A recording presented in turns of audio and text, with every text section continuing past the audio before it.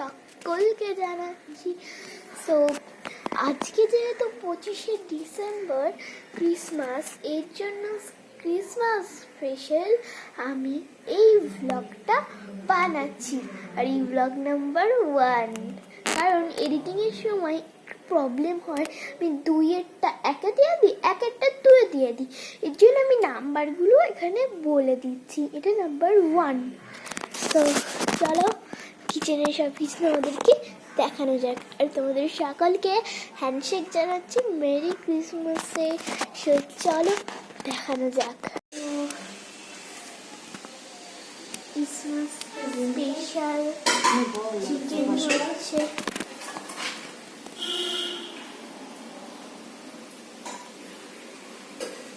আজকের লেগ পিসগুলো একটু বড় বড় রেখেছে।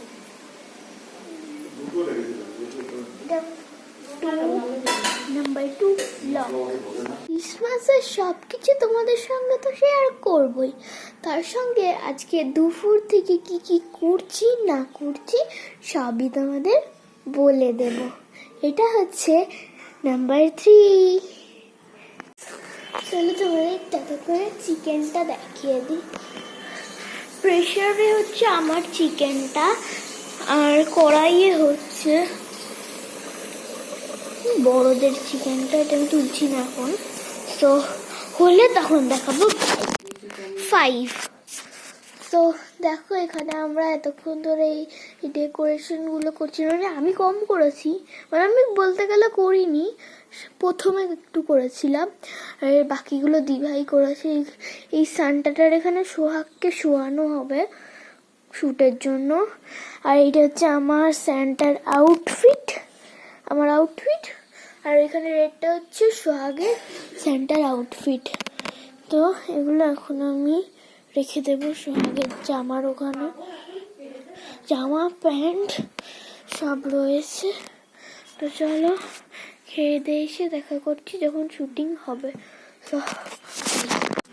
7। তো দেখো এখানে সোহাগের মাম সোহাগকে রেডি করছে। আর এখানে ডেকোরেশনটা দেখতে পাচ্ছ।